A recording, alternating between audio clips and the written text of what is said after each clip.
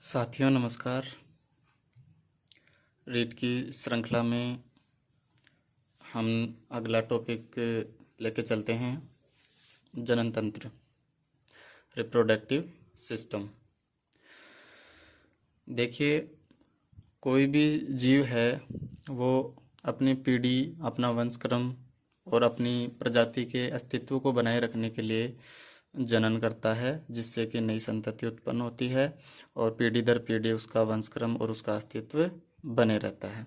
ठीक है, देखो, वह तंत्र जिसके द्वारा सजीव अपने समान संतान उत्पन्न करके अपनी प्रजाति के वंशक्रम एवं अस्तित्व को बनाए रखते हैं, वो किसके माध्यम से करेंगे? जनन तंत्र के माध्यम से।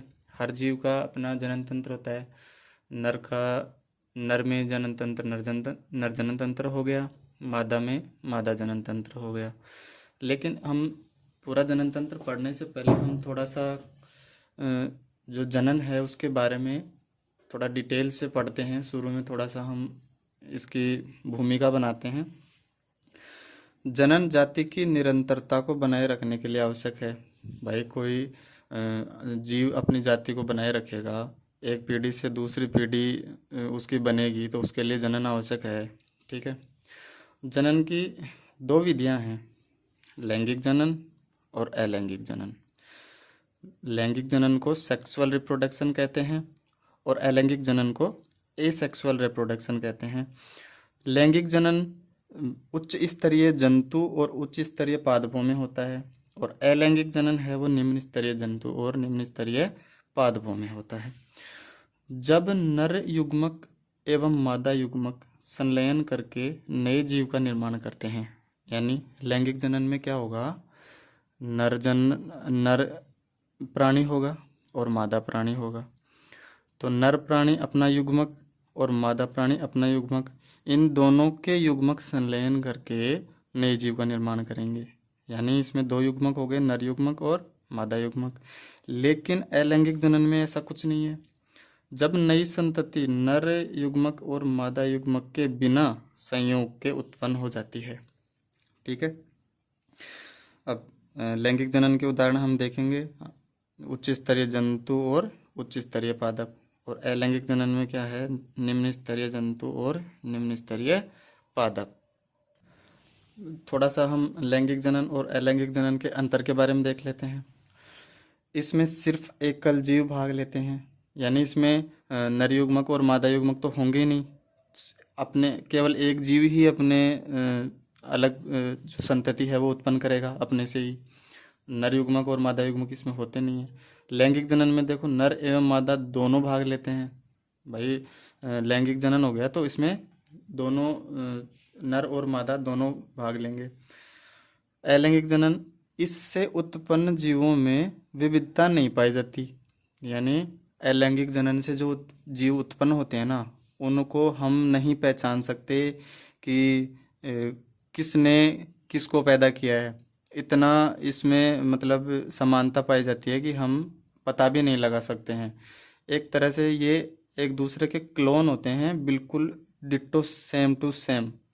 लेकिन अलैंगिक जनन में क्या है? इनमें उत्पन्न जीवों में विविधताएं पाई जाती हैं, क्योंकि इनमें अर्धसूत्री विभाजन होता है और इनमें अर्धसूत्री विभाजन नहीं होता है।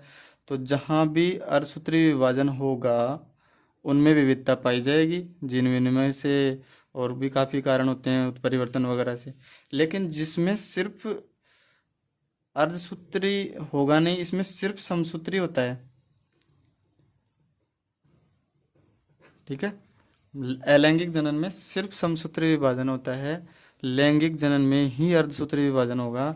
अर्धसूत्री विभाजन इसमें वैसे तो दोनों होते हैं, लेकिन अर्धसूत्री स्पेशल इसका करेक्टर हो गया पहचानने के लिए कि अर्धसूत्री इसमें होता है और इसमें सिर्फ समसूत्री होता है, अर्धसूत्री इसमें नहीं होता है। निषेचन नहीं होता है। भाई, नर और मादा युग्मकों में संलयन ही नहीं होगा तो निषेचन कहाँ से होगा? नर और मादा युग्मक ही मौजूद नहीं है तो निषेचन तो होगा ही नहीं। और इसमें निषेचन होता है क्योंकि नर युग्मक और मादा युग्मकों का संलयन होगा, जिसके बाद में निषेचन से नई संतान की उत्पत्ति होगी।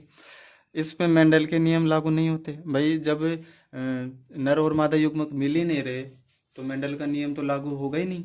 मेंडल का नियम लागू ही वहाँ होता है जहाँ पर नर और मादा युग्मक संलयन होते हैं। अलैंगिक जनन देखो, अब थोड़ा सा हम विस्तार से पढ़ते हैं इसको, अलैंगिक जनन को। बिना युग्मक जनन के नए जीव का निर्माण करना।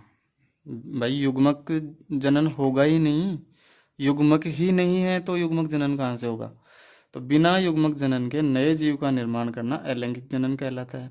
अब अलैंगिक जनन की कुछ 6 विधियां हैं जो हम थोड़ा सा जल्दी से पढ़ लेते हैं, इतना इम्पोर्टेंट है नहीं, बस सीधा सा आप ये ध्यान रखेंगे कि अलैंगिक जनन की कौन सी विधि है और उसका क्या उसका उदाहरण है, बस इतना सा ध्यान रखना है।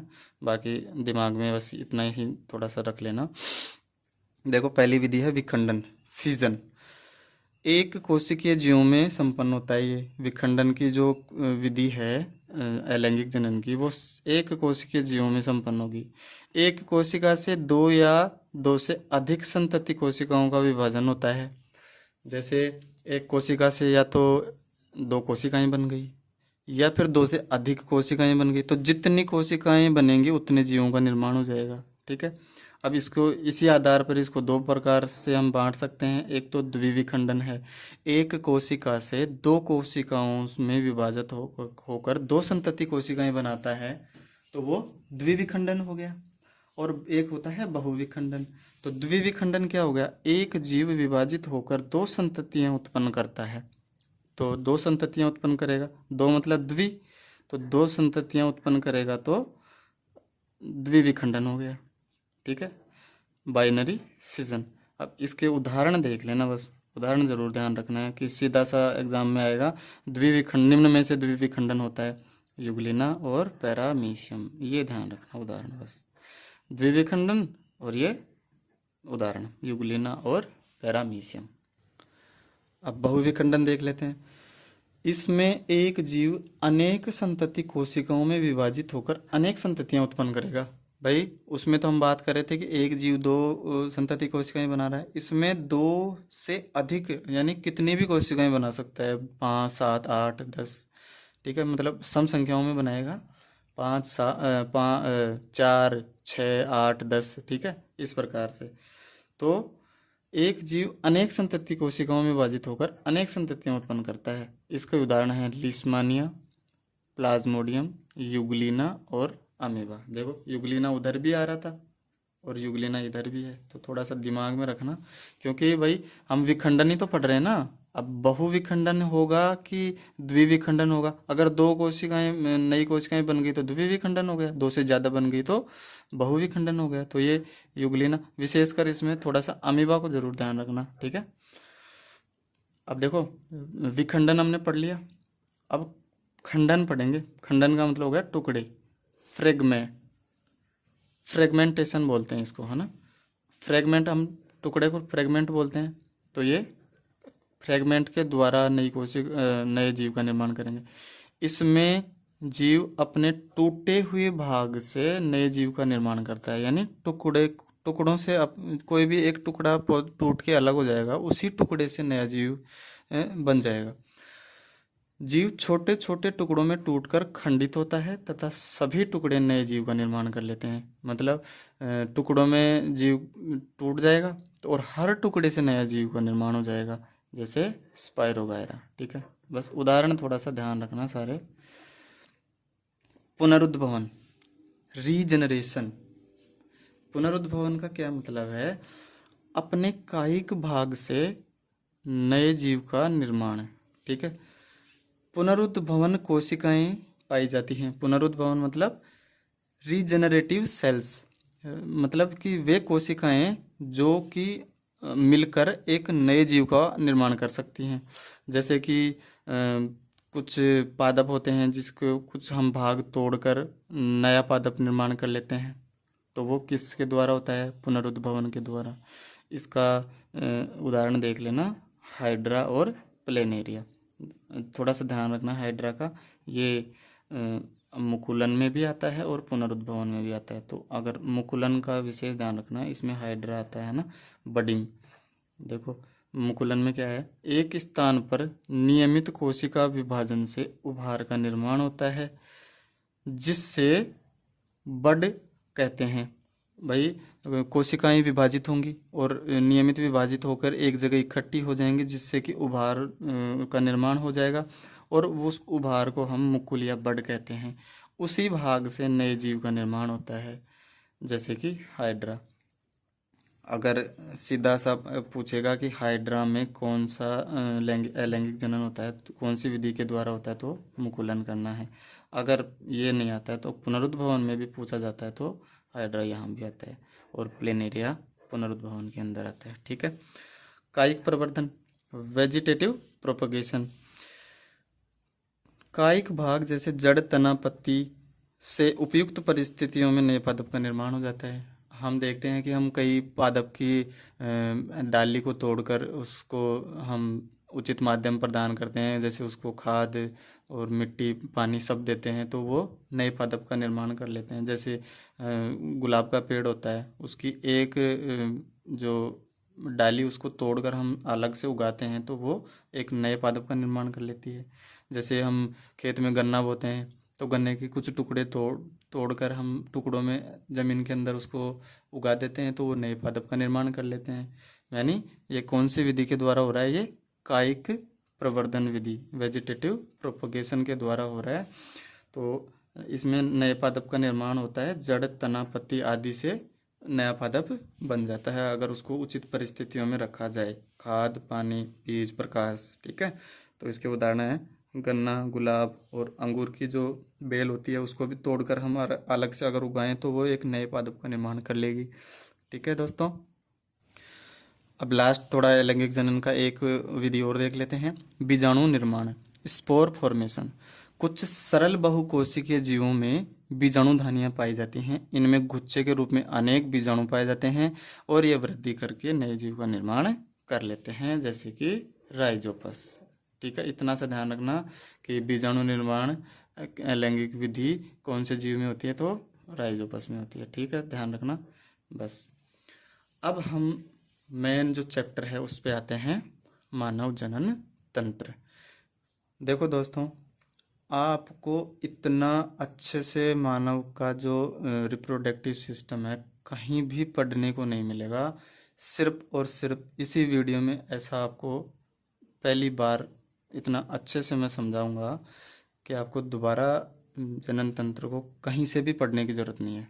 एक एक ऐसी इम्पोर्टेंट लाइनें जो एग्ज़ाम में हैं, वो आपकी मैं एक एक लाइन लिखवा दूंगा। इसके अलावा आप कहीं से मत पढ़ना। पूरी एनसीईआरटी 10th की भी और जो कि 12th में भी जो ये चैप्टर है एनसीईआरटी का, उसमें से मैंने जो भी इम्पोर्टेंट लाइन मुझे लगी है वो मैंने ऐड की है। और हर एग्ज़ाम के व्यू से आप इसको पढ़ना और वीडियो को 2 3 4 कितनी जितनी बार आप देखोगे ना, उतनी ही बार आप इसको कंठस्थ कर लोगे। ठीक है दोस्तों। मानव जनन तंत्र। मानव में लैंगिक जनन पाया जाता है। अभी हमने पढ़ा था उच्च स्तरीय जंतु और उच्च स्तरीय पादपों में लैंगिक जनन होता है, तो मानव भी उच्च स्तरीय जीव है, इसलिए मानव में कौन सा जनन पाया जाता है? लैंगिक जनन पाया जाता है। मानव एक लिंगीय प्राणी है, मतलब नर प्राणी अलग है और मादा प्राणी अलग होता है, यानी इसको यूनिसेक्सुअल जीव बोलते हैं, यूनिसेक्सुअल प्राणी बोलते हैं, जिसमें नर अलग होता है और मादा अलग होती है। मादा के गर्भ में शिशु का प्रवर्धन होता है, मतलब जो यूट्रस होता है उसके अंदर शिशु का प्रवर्धन होता है। यानी एक होता है अंडज और एक होता है जरायुज। जो बच्चे को जन्म देता है वो जरायुज होता है, जो अंडे को जन्म देता है वो अंडज होता है। तो एक तरह से जो मानव है वो जरायुज की श्रेणी में आता है, जिससे बच्चे को जन्म देता है प्रसव के द्वारा। मानव में नर एवं मादा दोनों में अलग अलग जनन तंत्र पाया जाता है। नर में नर जनन तंत्र पाया जाएगा और मादा में मादा जनन तंत्र पाया जाएगा। तो हम दोनों को थोड़ा सा अंतर देख लेते हैं और दोनों के जो नर जनन अंग हैं और मादा जनन अंग हैं उनके बारे में थोड़ा सा जान लेते हैं कि नर जनन अंगों में से जो काम के जो आपकी संरचनाएं हैं वो क्या क्या हैं। भाई नर जनन तंत्र में कौन कौन सी इम्पोर्टेंट संरचनाएं हैं और मादा जनन में कौन कौन सी इम्पोर्टेंट संरचनाएं जो हमें पढ़नी है। देखो, नर में कौन कौन से, नर जनन तंत्र में कौन से अंग इम्पोर्टेंट हैं?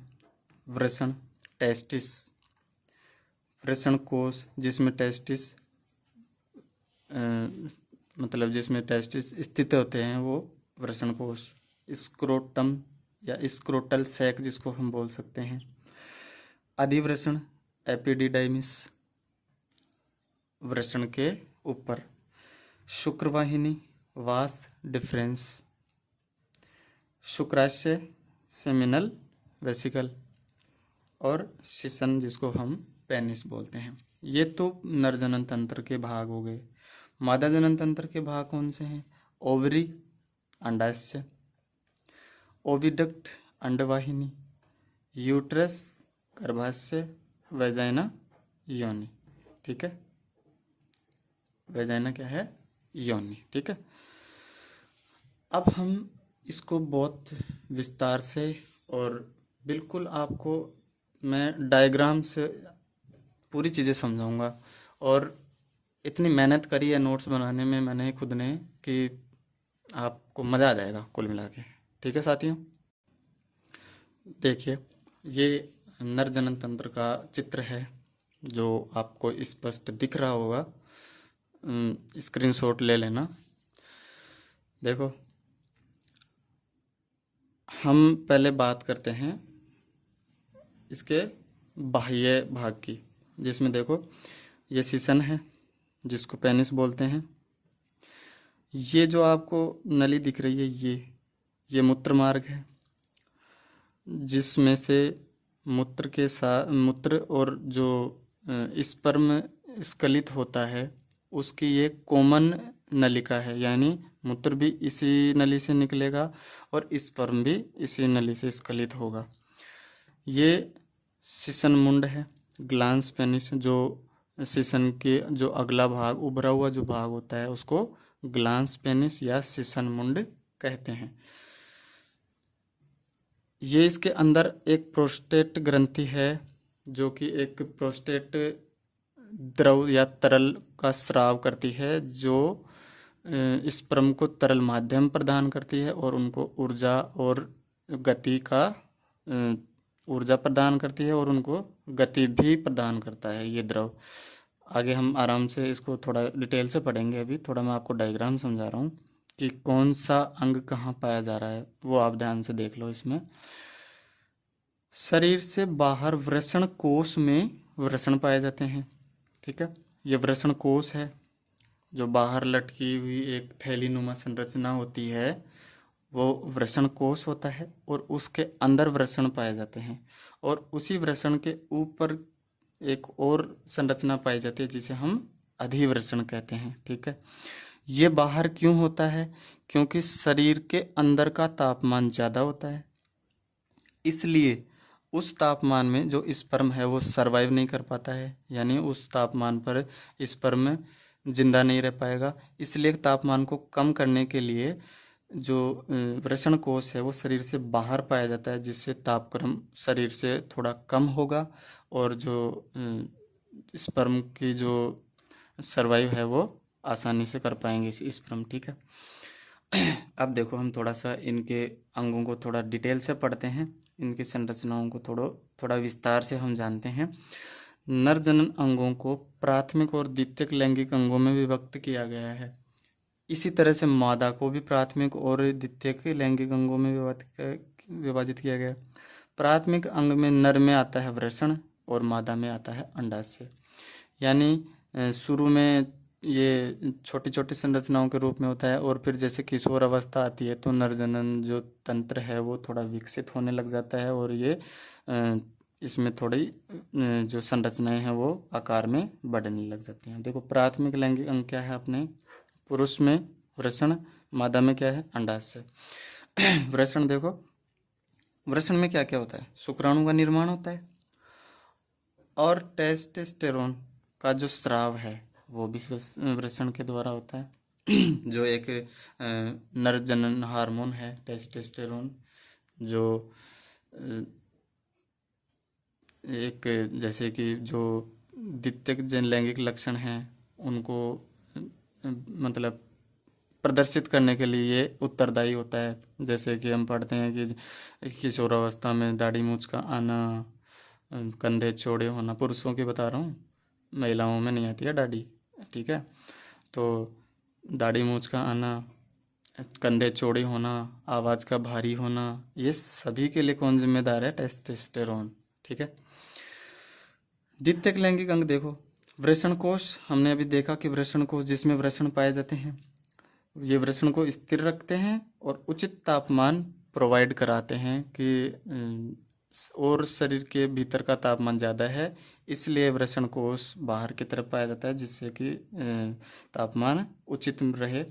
तापमान अन्य अंगों से कम रखता है, यानी जो शरीर के अंदर जो अंग होते हैं उनका तापमान ज़्यादा होता है, इसलिए वृषण कोश शरीर के बाहर पाया जाता है ताकि तापमान कम रहे और उचित तापमान शुक्राणुओं को मिल सके ताकि वो जीवित रह पाएँ। शुक्रवाहिनी वास डिफरेंस, ये लगभग 45 सेंटीमीटर लंबी नलिका होती है। शुक्राशय में शुक्राणुओं को पहुंचाना इसका कार्य होता है, यानी ये जो नलिका की बात कर रहे हैं अपन, शुक्रवाहिनी, ये वृषण से शुक्राणु लेकर शुक्राशय, शुक्राशय है, शुक्राशय में प्रवेश करती है, यानी वृषण से शुक्राणु लेकर शुक्राशय में छोड़ती है, यानी शुक्राणु इकट्ठे कहाँ होते हैं? शुक्राशय में, और इनको ले जाने का काम कौन करती है? शुक्रवाहिनी, ठीक है। शुक्रवाहिनी अंत में मूत्र मार्ग में खुलती है। देखो ये शुक्राशय हो गया, अब यहाँ से ये नली निकल कर और यहाँ से मूत्राशय है और यहाँ मिल जाते हैं, यानी शुक्राशय से निकलने वाली नलिका और मूत्राशय से निकलने वाली नलिका एक आगे जाकर एक नलिका में मिल जाती हैं। कॉमन डक्ट जिसको हम बोलेंगे, यानी मूत्राशय से और शुक्राशय से मिलकर एक कॉमन नलिका में मिल जाते हैं, ठीक है। शुक्राशय और शुक्रवाहिनी मिलकर स्खलन नलिका या स्खलन वाहिनी बनाते हैं, यानी ये कॉमन नलिका हो गई, यहाँ से मूत्र का भी उत्सर्जन होता है और यहाँ से स्पर्म का भी उत्सर्जन होता है, ठीक है दोस्तों। अब देखो शुक्राशय, यहाँ देखो आराम से डायग्राम में, शुक्राशय यहाँ है, शुक्राणुओं का संग्रहण करता है। शुक्राशय में क्या होता है? शुक्राणु संग्रहित होते हैं, इकट्ठे होते हैं। यह एक तरल पदार्थ स्रावित करता है, शुक्राशय तरल पदार्थ स्रावित करता है, लेकिन ये तरल पदार्थ बनाता कौन है? तो ये प्रोस्टेट ग्लैंड बनाती है, ठीक है। स्रावित कौन करता है? शुक्राशय, यानी शुक्राशय में वो इकट्ठा होगा, और ये इसका जो निर्माण कौन करेगा? तो ये प्रोस्टेट ग्रंथि होती है और ये बहिस्रावी ग्रंथि होती है, ठीक है। ये जो प्रोस्टेट ग्रंथि है, ये देखो इधर यहाँ पे शुक्राणुओं के साथ मिलकर वीर्य का निर्माण करता है। यह पदार्थ शुक्राणुओं को ऊर्जा और गति प्रदान करता है, यानी जो प्रोस्टेट ग्रंथि है ये एक स्रावित करती है जो कि शुक्राणुओं को ऊर्जा और गति प्रदान करता है। शुक्राशय में तरल पदार्थ का निर्माण यही ग्रंथि करती है, ठीक है दोस्तों। मूत्र मार्ग एक पेशीय नलिका है, इस मूत्र मार्ग की बात कर रहे हैं, ठीक है। एक पेशीय नलिका है, मूत्राशय से निकलकर स्खलन नलिका बनाती है, यानी यहाँ से मूत्राशय से बाहर निकलेगी ये नलिका और इधर से एक नलिका निकलेगी शुक्राशय से, ये दोनों आगे जो मिलकर नलिका बनाती हैं ये स्खलन नलिका कहलाती है, ठीक है। इजैक्युलेटरी डक्ट, मूत्र, शुक्राणु और प्रोस्टेट ग्रंथि का स्राव, इन तीनों का मार्ग यहीं से आता है, यानी ये तीनों इसी मार्ग से निकलेंगे। मूत्र का उत्सर्जन भी यहीं से होगा, स्पर्म का उत्सर्जन भी यहीं से होगा, और जो प्रोस्टेट ग्रंथि के द्वारा जो स्रावित होता है उसका भी जो उत्सर्जन है वो यहीं से होगा। अंतिम भाग मूत्रोजनन छिद्र, इसका जो ये अंतिम भाग है ये वाला, इसको मूत्रोजनन छिद्र या यूरिनोजेनाइटल अपर्चर कहते हैं, ठीक है अंग्रेजी में। हिंदी में मूत्रोजनन संधि पढ़ी होगी ना, मूत्र प्लस उत्सर्जन, तो ये ए और ऊ मिलके ओ बन जाता है, ठीक है। गुण संधि पढ़ी है ना, तो मूत्रोजनन छिद्र, मूत्र उत्सर्जन छिद्र, ठीक है। तो ये हो गया यूरिनोजेनाइटल अपर्चर। अब देखो सेशन, बेलनाकार, उत्थानशील। उत्थानशील मतलब क्या होता है? इरेक्टाइल। इरेक्टाइल मतलब जो शिथिल भी हो जाए और जो अनुशिथिल भी हो जाए, यानी उत्तेजित अवस्था में ये बड़ा हो जाता है और अनुशिथिलन अवस्था में ये छोटा हो जाता है। यानी रक्त कोटरों में जब रक्त भर जाता है तो ये उत्तेजित अवस्था में हो जाता है, और जब ये रक्त बाहर निकल जाता है रक्त कोटरों से तो ये अनुशीतलन अवस्था में हो जाता है। और ये मुख्य मैथुन अंग है। नर जनन अंग का मुख्य मैथुन अंग कौन सा है? नर जनन तंत्र का पेनिस, यानी इसको कोपुलेटरी ऑर्गन कहते हैं या मैथुन अंग। ठीक है। सामान्य अवस्था में छोटा और शिथिल होता है। मैथुन के समय बड़ा और उत्तेजित होकर वीर्य को मादा जननांग में पहुंचाने का कार्य करता है। ठीक है। तो जब उत्तेजित अवस्था में होता है तो ये क्या करता है? मादा की योनि में प्रवेश कराते हैं और इसके माध्यम से जो शुक्राणु हैं वो मादा के योनि में पहुंचा देता है। ये इसका काम होता है। और इसके जो, अब देखो ये जो लास्ट वाला भाग है ना, ये वाला भाग जो ये उभरा हुआ भाग अलग से दिख रहा है, इसको कहते हैं सिसन मुंड। ठीक है। ग्लांस पेनिस अंग्रेजी में कहते हैं इसको, ग्लांस पेनिस, सिसन मुंड। पेनिस का अंतिम फूला हुआ भाग जो मादा जननांग में प्रवेश करता है।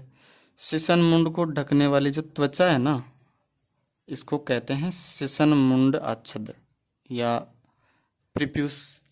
अंग्रेजी में बोले तो प्रीप्यूस, और हिंदी में बोले तो थोड़ा अजीब सा नाम है, तो अगर इंग्लिश का नाम याद रहे तो थोड़ा इजी पड़ेगा। प्रीप्यूस उसको बोलते हैं, त्वचा को सिसन मुंड आच्छद।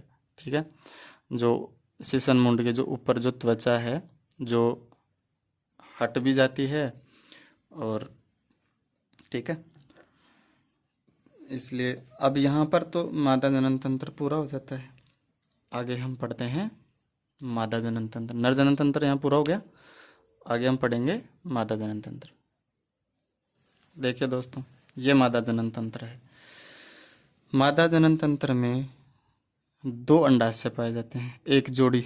एक जोड़ी का जोड़े मतलब 2 ही तो होंगे ना अंडाशय, एक बाईं तरफ एक दाईं तरफ, 2 अंडाशय पाए जाते हैं। 2 ही अंडवाहिनियां पाई जाती हैं, और इस या तो अंडवाहिनी बोल दो या गर्भाशय नलिका बोल दो। भाई सीधी सीधी बात है। अंडाशय में क्या होता है? अंडों का निर्माण होता है। गर्भाशय में क्या होता है? जो निषेचित शिशु होता है वो गर्भाशय में स्थापित हो जाता है और यहीं पर इसका परिवर्धन होता है। ठीक है। तो मुख्य संरचना अंडवाहिनी, अंडाशय, यह गर्भाशय हो गया। गर्भाशय ग्रीवा जो योनि में आकर खुलती है, जो उसको गर्भाशय ग्रीवा कहते हैं।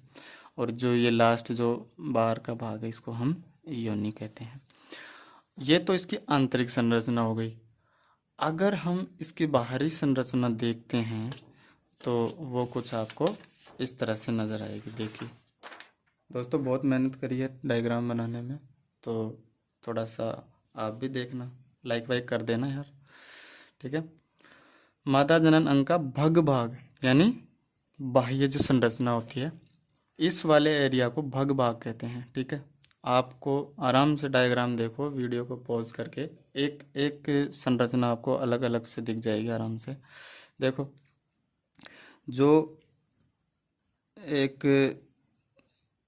दाने नुमा संरचना होती है इसको भग शेप और अंग्रेजी में कहते हैं क्लाइटोरिस, जो इसको हम सूडोपेनिस भी बोल देते हैं। यानी जो नर जनन तंत्र में जो सिसन वाला जो पोर्सल होता है वो मादा जनन अंग में अवशेषी के रूप में होता है, लेकिन होता है। इसको हम सूडोपेनिस भी बोल देते हैं, और जो क्लाइटोरिस है ये इसको हम अंग्रेजी में बोलते हैं। इसके जस्ट नीचे मूत्रमार्ग पाया जाता है जहाँ से मूत्र का उत्सर्जन होता है। ये जो बीच वाला भाग है ये योनि द्वार है।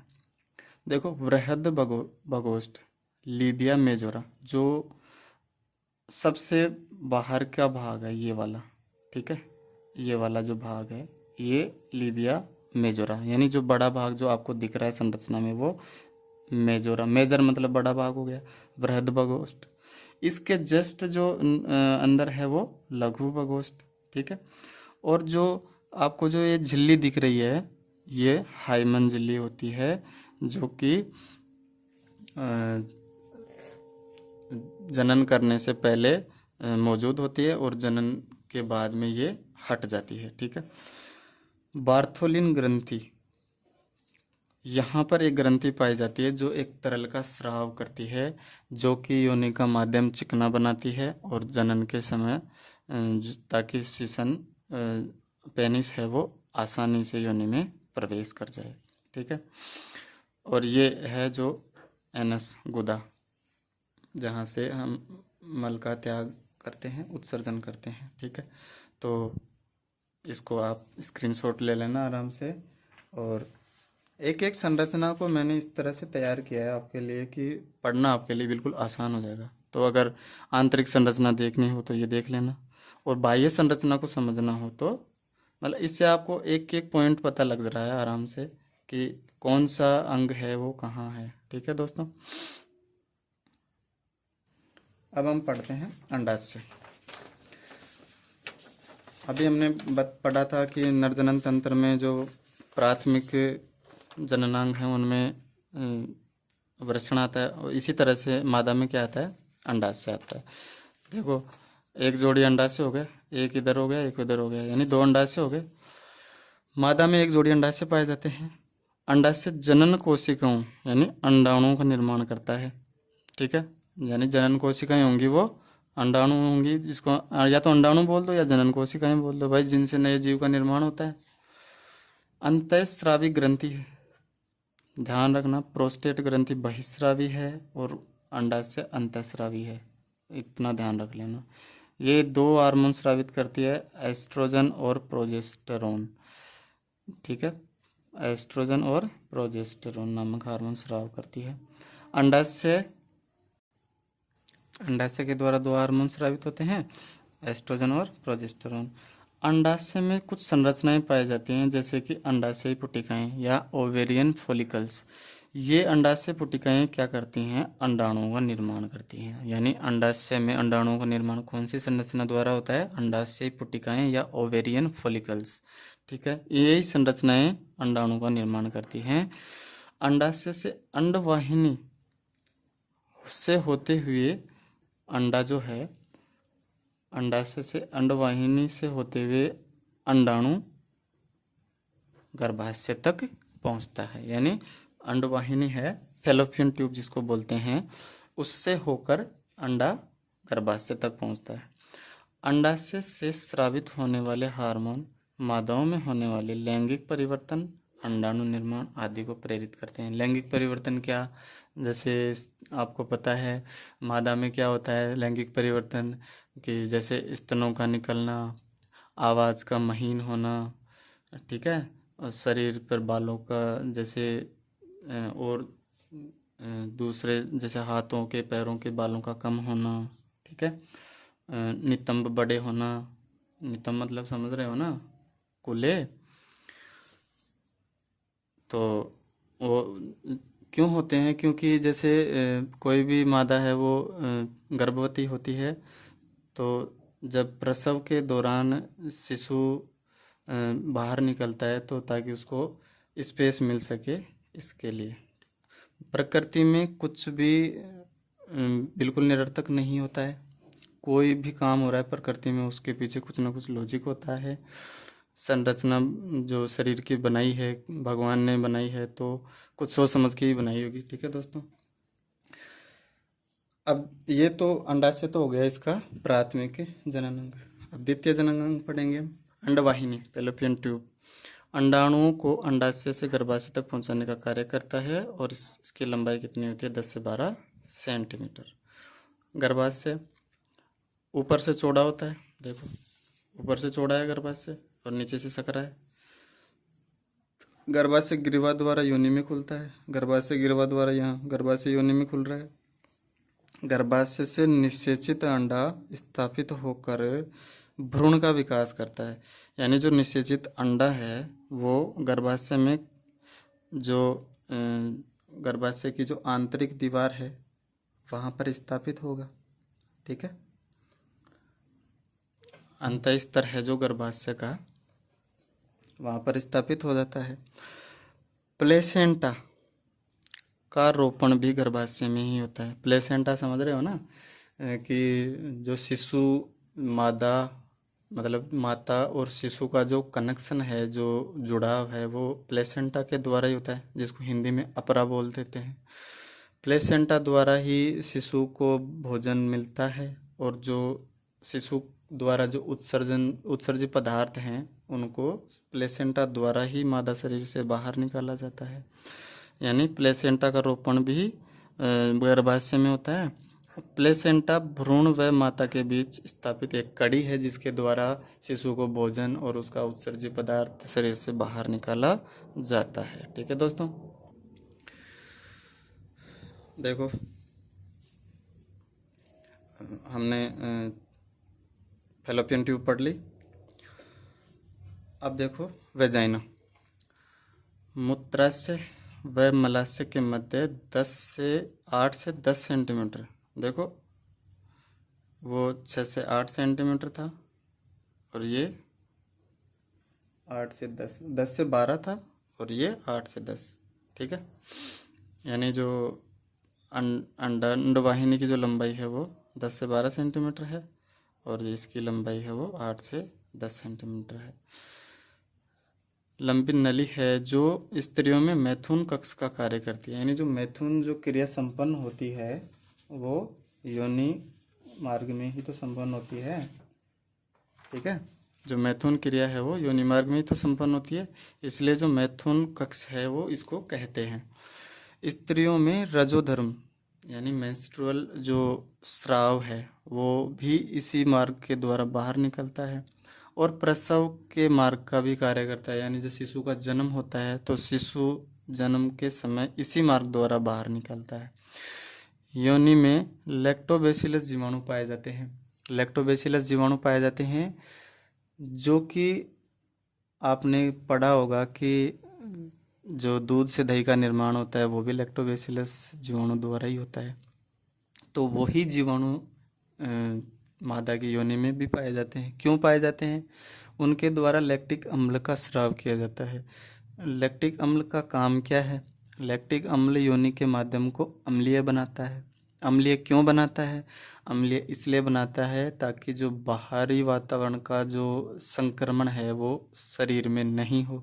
कुछ भी जो बैक्टीरिया जीवाणु शरीर में उस योनि मार्ग में प्रवेश कर जाते हैं वो अम्लीय माध्यम में नष्ट हो जाते हैं, इसलिए भी अम्लीय माध्यम आवश्यक होता है।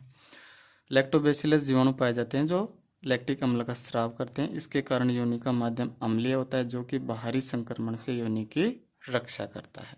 ठीक है दोस्तों, अब हम थोड़ा सा एक पॉइंट है वो है मेंस्ट्रुअल साइकिल, मासिक धर्म।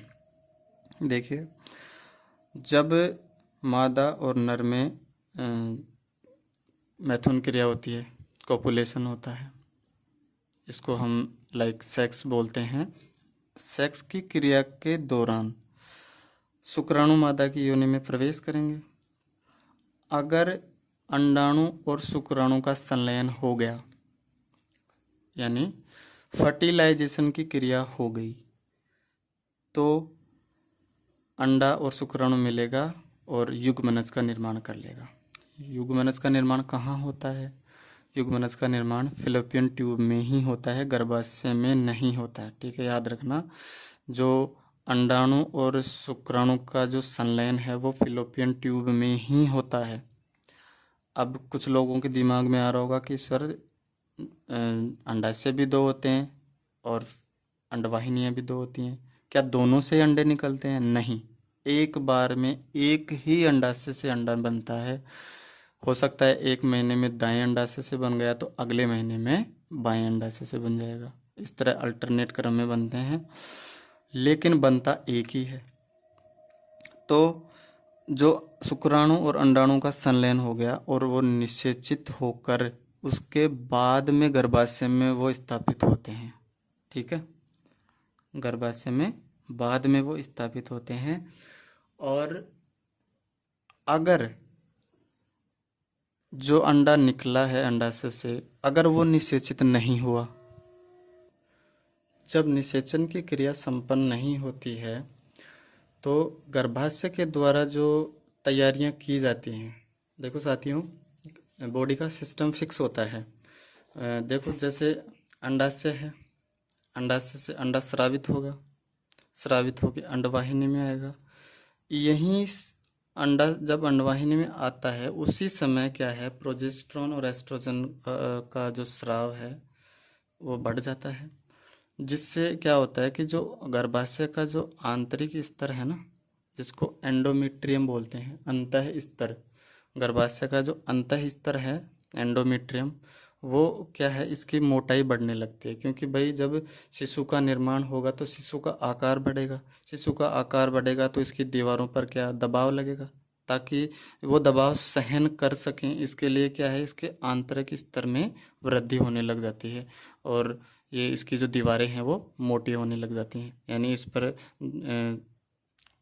कोशिकाओं का जमाव होने लग जाता है, ताकि गर्भाशय है वो परिपक्व हो सके और शिशु के परिवर्धन के लिए तैयार हो सके। लेकिन अब गर्भाशय को थोड़ी ना पता है कि निषेचन होगा या नहीं होगा, स्पर्म अंडे को मिलेगा या नहीं मिलेगा। अगर अंडे को स्पर्म मिल जाता है तो फिर आगे की सारी प्रक्रिया होगी जो शिशु के परिवर्तन में होती है। और अगर जहाँ पर हम देखते हैं कि निषेचन नहीं हुआ, अंडे को शुक्राणु नहीं मिला, तो क्या होगा, फिर धीरे धीरे जो प्रोजेस्टेरोन और एस्ट्रोजन का स्राव है वो कम होने लगेगा, और वो कम होने लगेगा तो क्या है, जो ये जो परिपक्व होने के लिए जो ये स्तर बना है ना, ये स्तर थोड़ा थोड़ा टूट टूट कर ब्लड के रूप में क्या होता है, बाहर शरीर से बाहर निकलने लगता है, जिसे हम मेंस्ट्रुअल साइकिल कहते हैं, जिसे मासिक धर्म कहते हैं। और ये हर 28वें दिन रिपीट होता है, क्योंकि बॉडी का तो सिस्टम फिक्स है, हर महीने अंडा बनेगा। अगर उसको शुक्राणु मिल जाता है तो आगे की प्रक्रिया संपन्न होगी, और अगर उसको शुक्राणु नहीं मिलता है तो वो जो गर्भाशय में जो सारा परिपक्व का काम हुआ था वो फिर धीरे धीरे पूरा डिस्ट्रॉय होगा, और वो ही जो टूटी हुई कोशिकाएं हैं वो रक्त के रूप में क्या है, गर्भाशय से बाहर निकलेंगी, और वो ब्लड के रूप में शरीर से बाहर निकलती हैं, जिसे हम मेंस्ट्रुअल साइकिल कहते हैं। तो गर्भाशय का जो आंतरिक स्तर जो बना होता है एंडोमेट्रियम, वो टूट टूट कर शरीर से बाहर निकलता है, जिसे हम मासिक धर्म कहते हैं। जब अंडे का निषेचन नहीं होता है तो गर्भाशय द्वारा भ्रूण के लिए की गई तैयारियां काम में नहीं आती, जिससे गर्भाशय की आंतरिक दीवार टूटने लगती है, जो कि रक्त के स्राव के रूप में शरीर से बाहर आती है, जो हर 28वें दिन यानी हर महीने की बात होगी। निषेचन नहीं होने पर यह क्रिया दोहराता है। भाई निषेचन हो जाएगा तो आगे की प्रक्रिया संपन्न होगी, शिशु का गर्भाशय में रोपण हो जाएगा, और फिर उसको पोषण मिलेगा, और वो फिर 9 महीने बाद में परिपक्व, जब पूरा शिशु परिपक्व हो जाएगा तो वो प्रसव के द्वारा योनि मार्ग से बाहर होगा। ठीक है, यहाँ तक होता है जनन का जो जनन तंत्र का पार्ट पूरा। अब जो जनन की अवस्थाएं हैं वो बात करते हैं, कि जैसे मान लो कि निषेचन हो गया, ठीक है, उसके बाद में देखते हैं वृषण और अंडाशय में अगुणित युग्मक हैप्लॉइड गैमेट्स का निर्माण जो जिस विधि से होता है ना, उसको हम युग्मक जनन बोलते हैं। भाई मादा युग्मक जनन का निर्माण हो गया तो ये मादा युग्मक जनन की विधि होगी। जैसे कि अंडे का निर्माण होगा तो क्या होगा, अंड जनन, अंड जनन की विधि से अंडे का निर्माण होता है, और शुक्र जनन की विधि से शुक्राणु का निर्माण होता है। सीधी सीधी बात है। युग्मक जनन मतलब मादा में मादा युग्मक का निर्माण है, नर में नर युग्मक का निर्माण। मादा में मादा युग्मक क्या है, अंडाणु, नर में नर युग्मक क्या है, शुक्राणु। तो शुक्राणु का बनना शुक्र जनन और अंडाणु का बनना अंड जनन। नर में शुक्राणु जनन द्वारा शुक्राणु का निर्माण होता है, मादा में अंड जनन द्वारा अंडाणु का निर्माण होता है। निषेचन, अब ये फर्टिलाइजेशन क्या चीज़ है, अभी हमने बताया कि शुक्राणु और अंडाणु का संलयन ही निषेचन कहलाता है, और निषेचन हो जाता है उसके बाद में परिपक्व सारी अवस्थाएं होती हैं। और जब निषेचन होता है यानी नरयुग्मक और मादा युग्मक इनके बीच में जब निषेचन होगा तो कौन सी संरचना बनती है, युग्मनज, जाइगोट, जो एक सजीव निर्माण की सबसे प्राथमिक अवस्था होती है। नर युग्मक और मादा युग्मकों में निषेचन होता है जो मिलकर क्या बनाते हैं, जाइगोट। ठीक है, ध्यान रखना, जाइगोट बनाते हैं। मादा में उपस्थित अंडाणु मैथुन के दौरान नर द्वारा छोड़ी गई शुक्राणु के संपर्क में आता है तथा संयुग्मनकारी युग्मनज का निर्माण करते हैं। इसे ही फर्टिलाइजेशन कहते हैं। विदलन और भ्रूण का रोपण। युग्मनज समसूत्री विभाजन। अब देखो ये जाइगोट बन गया। जाइगोट के निर्माण में अर्धसूत्री विभाजन होता है। यही तो लैंगिक जनन का मुख्य जो अंतर है वो यहाँ से मिलता है। जो जाइगोट का निर्माण है वो अर्धसूत्री विभाजन के द्वारा होता है, यानी नर युग्मक मिलेगा, मादा युग्मक मिलेंगे और जाइगोट का निर्माण होगा, और इसी निर्माण में अर्धसूत्री विभाजन काम में आता है। इसके बाद जो सारे विभाजन होंगे वो समसूत्री विभाजन होंगे। जो शरीर की वृद्धि होती है वहाँ पर सभी समसूत्री विभाजन होते हैं। इसका अगर आप में थोड़ा विस्तार से अगर देखना है तो हमारा जो कोशिका वाला जो पार्ट 2 है वो आप ध्यान से पढ़ लेना, उसमें देख लेना, आपको बहुत विस्तार से मैंने बताया आराम से। युग्मनज समसूत्री विभाजन द्वारा एक संरचना बनाता है जिसे कोरक या ब्लास्टुला कहते हैं। ये ब्लास्टुला ही अंडवाहिनी से निकलकर गर्भाशय में स्थापित होता है जिसे हम रोपण कहते हैं, भ्रूण का रोपण कहते हैं। जो ब्लास्टुला है ये अंडवाहिनी से निकलकर फैलोपियन ट्यूब से निकलकर गर्भाशय में स्थापित होता है जिसे भ्रूण का रोपण कहते हैं, एम्ब्रियो इम्प्लांटेशन। कोरक गर्भाशय के अंत स्तर एंडोमेट्रियम में जाकर स्थापित हो जाता है जिसे भ्रूण का रोपण कहते हैं। कौन से स्तर में? अंत स्तर में, एंडोमेट्रियम। और अगर निषेचन नहीं होता है तो यही एंडोमेट्रियम टूटकर मासिक धर्म के रूप में, मेंस्ट्रुअल साइकिल के रूप में शरीर से बाहर निकलती है। प्रसव। प्रसव देखो थोड़ा सा अजीब लगता है, जैसे हम डिलीवरी बोलते हैं ना, उसको साइंटिफिक वर्ड होता है उसका अकाउचमेंट। ठीक है, अकाउचमेंट बोलते हैं इसको, लेकिन कोई जो शब्द है वो चर्चित हो जाता है तो उसी रूप में उसको जान देते हैं। तो जो डिलीवरी वाला जो प्रोसेस है ना, प्रसव, उसी को प्रसव कहते हैं। शिशु के पूर्ण विकास के पश्चात बच्चे का जन्म होता है और जन्म लेने की जो ये प्रक्रिया और जो प्रोसेस है इसे ही प्रसव कहते हैं। यहाँ हमारा जनन तंत्र वाला जो पार्ट है वो कंप्लीट होता है, और इसके जो हम रोग वगैरह हैं वो हम एक साथ रोगों के साथ ही पढ़ेंगे, जहाँ हम सभी रोग और उनके उपाय के बारे में जानेंगे। कौन से रोग का क्या निवारण है, क्या उसका कारण है, कैसे उससे बचेंगे। अब कमेंट करके बताना कि आपको आगे कौन सा टॉपिक चाहिए, उसी टॉपिक पर आपको वीडियो मिल जाएगा। और दोस्तों, आपने मेरे सभी वीडियो पर इतना प्यार दिखाया है, इतना मेरे को सपोर्ट किया है कि मेरे को आपको कुछ कहने की ज़रूरत नहीं है। बस आप इसी तरह से सहयोग करिए, चैनल को सब्सक्राइब करते रहिए और साथियों कमेंट करके बताना। अगर कोई कमी हो, कोई आपका क्वेश्चन हो, कोई डाउट हो, वो आप कमेंट में कमेंट करके बताना। मैं हो सकता है तो कमेंट में जवाब दूंगा, नहीं तो आपका जो नेक्स्ट क्लास होगा उसमें सारे कमेंट आपके लेके और आपको उनका सॉल्यूशन बता दूंगा। ठीक है दोस्तों, और रीट की जो एग्ज़ाम है वो धीरे धीरे पास में आ रही है, तो सभी अपनी रिवीजन की जो स्पीड है वो बढ़ा दो। आपको करना कुछ नहीं है, अपने नोट सामने रखो, वीडियो मेरी चलाओ स्पीड से, दुगनी स्पीड से चला लो, 1.5 की स्पीड से चला लो, आराम से आपका इतना फास्टली रिवीजन हो जाएगा। फ्री बैठे रहो, खाना खाते हो उस टाइम पे वीडियो चला लो, आपका नुकसान तो इसमें होना ही नहीं है ना। कोई भी एक लाइन अगर मेरी बोली हुई याद रह गई और एग्ज़ाम में आ गई तो आपके 2 नंबर आपको मिलेंगे। ठीक है दोस्तों, और आगे आप बताना आपको कौन सा टॉपिक पढ़ाना है, कौन से टॉपिक पे मैं वीडियो बनाऊं। ठीक है दोस्तों, धन्यवाद। मस्त रहिए, मस्त पढ़िए और टेंशन लेनी नहीं है।